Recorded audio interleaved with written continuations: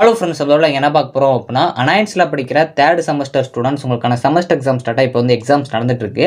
So இன்றைக்கி பார்த்தீங்க அப்படின்னா உங்களுக்கு M3 பேப்பர், அது மட்டும் டேட்டா ஸ்ட்ரக்சர், அது போக வந்து ஒவ்வொரு டிபார்ட்மெண்ட்ஸ்க்கு ஏற்ற மாதிரி வந்து உங்களுக்கு எக்ஸாம்ஸ் நடந்திருக்கும்.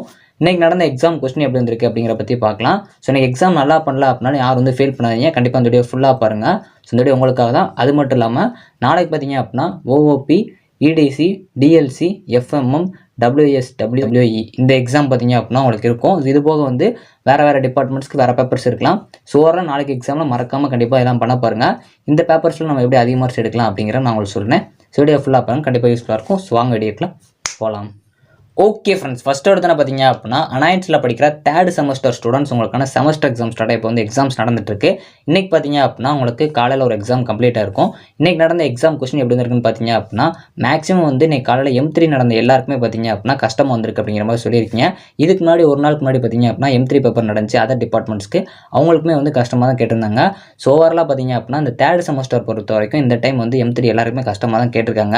ஸோ அதே மாதிரி வந்து தியரி பேப்பர்ஸ் பொறுத்த வரைக்கும் டேட்டா ஸ்ட்ரக்சர் அந்த மாதிரி இருக்கிற தியரி பேப்பர்ஸ்லாம் வந்து மேக்ஸிமம் வந்து மீடியமாக தான் கேட்டிருந்தாங்க. ஸோ ஒரு சில பேருக்கு வந்து கொஞ்சம் கஷ்டமாக தெரிஞ்சிருக்கலாம். ஏன்னா அது வந்து சப்டிவிஷன்ஸாக கொடுத்துருந்தாங்க அப்படிங்கிறப்போ உங்களுக்கு கஷ்டமாக இருந்திருக்கலாம். ஆனால் மெஜாரிட்டியாக பார்த்தீங்க அப்படின்னா அந்த கொஸ்டின் மீடியமாக தான் இருந்துச்சு. ஸோ நம்ம கம்ஃபர்டபுளாக ஒரு ஓட்டிங் வச்சிருந்தோம், எனக்கு கொஸ்டின் எப்படி வந்துருந்துச்சு அப்படின்னு சொல்லிட்டு அதில் மெஜாரிட்டியாக மீடியமாக வந்துருக்கு அப்படிங்கிற மாதிரி ஓட் பண்ணியிருக்கீங்க. இது வந்து ஒவ்வொரு டிபார்ட்மெண்ட் ஸ்டூடெண்ட்ஸ் வந்து ஓட் பண்ணியிருப்பீங்க. அப்படிங்கிறப்போ உங்கள் டிபார்ட்மெண்ட்டுக்கு வந்து மீடியமாக வந்திருக்கலாம், ஒரு சில டிபார்ட்மெண்ட்ஸ்க்கு கஷ்டமாக வந்திருக்கலாம். மெஜாரிட்டியாக பார்த்தீங்க அப்படின்னா M3 பேப்பர் வந்து கஷ்டமாக வந்துருந்துச்சு அப்படிங்கிற மாதிரி தான் சொல்லியிருந்தீங்க. ஸோ நீங்கள் இன்னும் கமெண்ட் டாப்பில் ஓட் பண்ணல அப்படின்னா மறக்காமல் கிளிக் பண்ணி ஓட் பண்ணிக்கோங்க. அதே மாதிரி இன்றைக்கி எக்ஸாம் நீங்கள் பண்ணியிருந்தீங்க அப்படின்னா உங்கள் கொஸ்டின் எப்படி வந்துருச்சு அப்படிங்கிற மறக்காமல் கமெண்ட் பண்ணுங்கள். ஸோ அதே மாதிரி எக்ஸாம்ஸ் நல்லா பண்ணல அப்படின்னாலும் யாரும் வந்து ஃபீல் பண்ணாதீங்க. கண்டிப்பாக உங்களுக்கு மட்டும் கொஸ்டின் கஷ்டமாக வரல, எல்லாருக்குமே கஷ்டமாக தான் வந்திருக்கு. ஸோ அப்படிங்கிறப்போ வந்து ஃபீல் பண்ணாதீங்க. நெக்ஸ்ட் எக்ஸாமுக்கு கான்சென்ட்ரேட் பண்ண பாருங்கள். உங்களுக்கு டைம் கூட கம்மியாக தான் இருக்குது. ஸோ அப்படிங்கிறப்போ நீங்கள் நல்லா ப்ரிப்பேர் பண்ணுங்கள். இதை நினச்சிட்டே ஃபீல் பண்ணீங்க அப்படின்னா ரிசல்ட் அப்போ சம்டைம்ஸ் வந்து இதில் நல்ல மார்க் வந்துடும். நீங்கள் நெக்ஸ்ட் எக்ஸாம் கான்சென்ட்ரேட் பண்ணாமல் இருக்கனால அதில் வந்து உங்களுக்கு மார்க்ஸ் கிடைக்காம போயிடும். ஸோ அதனால் வந்து எதுலனாலும் சரி எல்லாத்துக்கும் ஈக்குவலாக வந்து கான்சென்ட்ரேட் பண்ணி படிக்க பாருங்கள். ஸோ இப்போ ஒரு ரெயின்போ இருக்குது அப்படின்னா அந்த வானவில் வந்து நீங்கள் பார்க்குறப்போ சம்டைம்ஸ் வந்து ஃபுல்லாக நல்லா தெரியும். சம்டைம்ஸ் பார்த்தீங்க அப்படின்னா லைட்டாக இருக்கிற மாதிரி இருக்கும், ஆனால் அங்கே இருக்க தான் செய்யும், ஆனால் நம்ம கிளியராக தெரியாது. அதே மாதிரி தான் ஒரு கொஸ்டின் பேப்பர் ஒரு சில டைம் பார்த்தீங்க அப்படின்னா கிளியராக உங்களுக்கு தெரிஞ்ச எல்லா கொஸ்டினுமே கொடுத்துருவாங்க. ஒரு சில டைம் பார்த்தீங்க அப்படின்னா அந்த மாதிரி கொஞ்சம் கஷ்டமாக வரும், லைட்டாக உங்களுக்கு தெரியாத மாதிரி இருக்கும். அப்படிங்கிறப்ப யாரும் ஃபீல் பண்ணாதீங்க. ஸோ உங்களுக்கு ரிலேட்டிவ் கிரேடிங் பிரின்சிபலும் இருக்குது. ஸோ அப்படிங்கிறப்போ கண்டிப்பாக மார்க்ஸ் ரேஞ்ச் வச்சு தான் கால்குலேட் பண்ணுவாங்க. இன்றைக்கி எல்லாருக்குமே கொஸ்டின் கஷ்டமாக வந்திருக்கப்போ மேக்ஸிமம் வந்து எல்லாரும் உங்கள் ரேஞ்சுக்கு அளவு தான் மார்க் எடுத்திருப்பாங்க. ஸோ அப்படிங்கிறப்போ உங்களுக்கு அதை கால்குலேட் பண்ணாங்க அப்படின்னா எல்லாருக்கும் ரிலேட்டடாக தான் மார்க்ஸ் எடுத்திருப்பீங்க. அதை வச்சு கால்குலேட் பண்ணுறப்போ மார்க்ஸ் கம்மியாக இருந்தாலும் நல்ல கிரேட் வரதுக்கு அதிக பாசிபிலிட்டிஸ் இருக்குது. ஸோ நெக்ஸ்ட்டு பார்த்தீங்க அப்படின்னா உங்களுக்கு வந்து தேர்ட் செமஸ்டர் ஸ்டூடெண்ட்ஸ் நாளைக்கு ஒரு எக்ஸாம் இருக்கும். அது பொறுத்த வரைக்கும் உங்களுக்கு OOP இதில் வந்து நீங்கள் கான்சென்ட்ரேட் பண்ணணும் அப்படின்னா கண்டிப்பாக டிஃப்ரென்ஸ்லாம் எல்லாத்துக்கும் பார்த்து வச்சுக்கோங்க. அதே மாதிரி வந்து ஏதாச்சும் 2 மெத்தட்ஸ் வந்து சொல்லுங்கள் அப்படின்னு கேட்பாங்க, அதையும் பார்த்து வச்சுக்கோங்க. லிஸ்ட் எனி 2 அந்த மாதிரி வந்து கேட்பாங்க, நல்லா பார்த்துக்கோங்க. ஸோ அதே மாதிரி கண்டிப்பாக நீங்கள் படிக்கிங்க அப்படின்னா எல்லாத்தோட யூசேஜ் நல்லா பார்த்து வச்சுக்கோங்க. அட்வான்டேஜஸ் டிஸ்அட்வான்டேஜஸ்லாம் கண்டிப்பாக பார்த்துக்கோங்க. ஜாவா ப்ரோக்ராம் கண்டிப்பாக கேட்குறாங்க. ஸோ அப்படிங்கிறப்போ அந்த ஜாவா ப்ரோக்ராம் உங்களுக்கு தெரியல அப்படின்னாலும் சின்டெக்ஸ் பார்த்து வச்சுக்கோங்க. அதுக்கு ரிலேட்டடாக வச்சு எழுதுங்க, கண்டிப்பாக மார்க்ஸ் கொடுப்பாங்க. அதை பற்றி தெரியாமல் போயிடாங்க. ஸோ அதேமாதிரி உங்களுக்கு வந்து டெஃபனிஷன் ரொம்ப முக்கியம். எது கேட்டாலும் அதோட டெஃபனிஷன் கொடுக்க பாருங்கள். ப்ராப்பர்ட்டிஸும் ரொம்ப முக்கியம். ஸோ அது போக வந்து ஒரு சின்ன கோடிங் பார்த்து வச்சுக்கோங்க. உங்களுக்கு வந்து எக்ஸாம்பிளாக கொடுக்குறதுக்கு ரொம்ப யூஸ்ஃபுல்லாக இருக்கும். சின்டெக்ஸ் பார்த்து வச்சுக்கோங்க. இதெல்லாம் நீங்கள் கொடுத்தீங்க அப்படின்னாலே நீங்கள் தியரி எழுதுறத விட இதை கொடுக்குறப்ப உங்களுக்கு பேஜஸ் நிறையா போகும். கரெக்டாக வந்து நீங்கள் பிரித்து ஒவ்வொரு செக்மெண்ட்டாக கொடுக்குறப்போ மார்க்ஸ் வந்து கிளியராக கிடைக்கும். நெக்ஸ்ட்டு பார்த்தீங்க அப்படின்னா EDC. ஸோ உங்களுக்கு பொறுத்த வரைக்கும் ஒர்க்கிங் பிரின்சிபல்லாம் நல்லா படித்து வச்சுக்கோங்க. அதுக்கு ரிலேட்டடாக இருக்கிற டயக்ராம்ஸும் நல்லா பார்த்து வச்சுக்கோங்க. ஸோ அதே மாதிரி வந்து கம்பேர் அப்படின்னு சொல்லி நிறைய டைம்ஸ் கேட்குறாங்க. அதனால் ரெண்டையும் கம்பேர் பண்ணுற மாதிரி இருக்கிற எல்லாமே பார்த்து வச்சுக்கோங்க. ஆப்ரேஷன்ஸ் அப்படின்னு சொல்லியும் கேட்குறாங்க, நல்லா பார்த்துக்கோங்க. சர்க்யூட் டயக்ராம் ரொம்ப முக்கியம். எது பார்த்தாலும் அதோட சர்க்யூட் டயக்ராம் பார்த்து வச்சுக்கோங்க. ஏதாச்சும் எஃபெக்ட் இருந்துச்சு அப்படின்னா அதோட எஃபெக்ட் பார்த்துக்கோங்க. ஏர்லி எஃபெக்ட் இந்த மாதிரி இருந்துச்சு அப்படின்னா அதையும் பார்த்து வச்சுக்கோங்க. ஸ்டேட் அப்படின்னு இருந்துச்சுனாலும் ஏதாச்சும் ஒரு இது ஸ்டேட் இருக்குது அப்படின்னா அதையும் பார்த்து வச்சுக்கோங்க. டிஃப்ரென்ஷியேட் அப்படிங்கிற கேட்பாங்க, ரொம்ப முக்கியமான ஒன்று.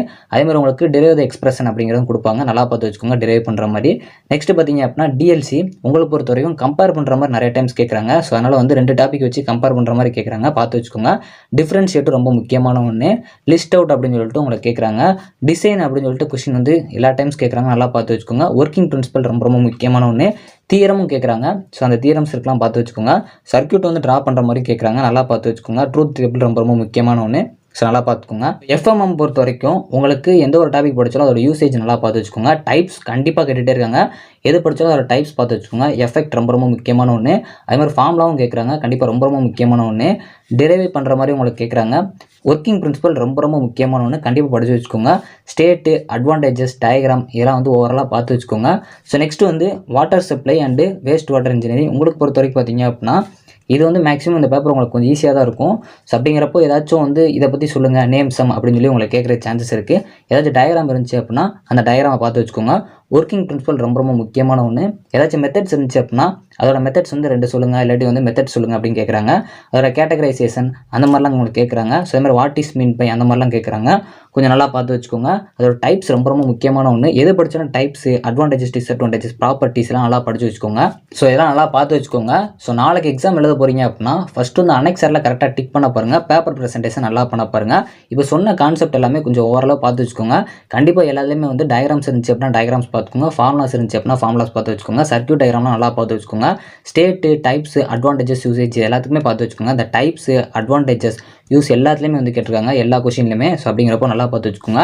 ஓஓபி பேப்பராக இருந்துச்சு அப்படின்னா ப்ரோக்ராம்ஸ் ரொம்ப முக்கியம். ப்ரோக்ராம்ஸ் நல்லா பார்த்துக்கோங்க. உங்களுக்கு ப்ரோக்ராம்ஸ் தெரியாது அப்படின்னாலும் ஒரு சிண்டெக்ஸ் பாருங்கள், உங்களுக்கே புரியும். ஸோ அப்புறம் ஒர்க்கிங் பிரின்சிபல் எல்லாத்துலையும் கேட்குறாங்க. ஸோ ஓரளவு நல்லா பார்த்து வச்சுக்கோங்க. பேப்பர் ப்ரெசன்டேஷன் எந்த அளவு பண்ணுறீங்களோ அதுக்கேற்ற மாதிரி டைம் மேனேஜ்மெண்ட் கரெக்டாக வந்து பிரித்து வச்சுக்கோங்க. யூனிட் வைஸாக கவர் பண்ணிடுங்க. ஸோ எந்த யூனிட்டும் கவர் பண்ணாமல் போயிடாங்க. கொஸ்டின் பேப்பரை பார்த்த உடனே உங்களுக்கு என்ன தெரியுமோ அதை கரெக்டாக வந்து தெரிஞ்சதை ஃபஸ்ட் எழுத பாருங்கள். தெரியாத ஆர்டர் எழுதுறேங்கிற பேரில் தப்பாக எழுதுறத விட தெரிஞ்ச கொஸ்டினை மாற்றி மாற்றி எழுதினாலும் கரெக்டாக எழுதுறது பெஸ்ட்டு. ஸோ அதனால் கரெக்டாக எழுத பாருங்கள். ஸோ முடிஞ்சளவு வந்து எந்த கொஸ்டின் படித்தாலும் எந்த கொஸ்டின் பார்க்குறீங்க அப்படின்னாலும் ஒரு 4-5 ரீட் பண்ணிட்டு எழுத பாருங்கள். கொஸ்டின் சம்டைம்ஸ் வந்து கொஞ்சம் ட்விஸ்ட்டாக கேட்குற கூட சான்சஸ் இருக்குது. ஸோ நல்லா பார்த்து வச்சுக்கோங்க. ஸோ அதே மாதிரி இப்போ ஒரு ஏணி இருக்குது. அந்த ஏணியில் ஒரு 10 படி இருக்குது. அதில் பார்த்தீங்க அப்படின்னா லாஸ்ட் 4 படி வந்து இல்லை அப்படின்னா 6 படி இருக்கும். ஸோ அப்படிங்கிறப்போ அந்த 6 படி வச்சு மேலே போக முடியுமா அப்படின்னா கண்டிப்பாக போக முடியாது. ஆனால் அந்த ஏணியை நீங்கள் 3 போட்டு ஏறினீங்க அப்படின்னா முடிஞ்சளவு வந்து நீங்கள் ட்ரை பண்ணி மேலே போயிடலாம். ஸோ அதே மாதிரி தான் உங்ககிட்ட இருக்கிற அந்த ஐடியா, அது மட்டும் இல்லாமல் உங்ககிட்ட நாலேஜ் அதெல்லாம் வச்சு முடிஞ்சளவு நல்லா வந்து ட்ரை பண்ணுங்கள். போன டைம் இந்த கொஸ்டின் கஷ்டமாக கேட்டாங்க அப்படிங்கிறனால இந்த டைம் கேட்பாங்க அப்படின்னு சொல்லிட்டு உங்களை நீங்களே டிமோட்டிவேட் பண்ணாமல் கண்டிப்பாக அந்த டைம் ஈஸியாக தான் வரும் அப்படின்னு சொல்லிட்டு கான்ஃபிடென்ட்டாக படிங்க. கண்டிப்பாக ஈஸியாக தான் வரும். ஸோ ஓவரால் நாளைக்கு கொஸ்டின் ஈஸியாக தான் வரும். கான்ஃபிடென்ட்டாக பண்ணுங்கள். All the best friends. Thank you. இந்த வீடியோ பிடிச்சி அப்படின்னா லைக் அண்ட் சப்ஸ்கிரைப் பண்ணிக்கோங்க. தேங்க்ஸ் ஃபார் வாட்சிங்.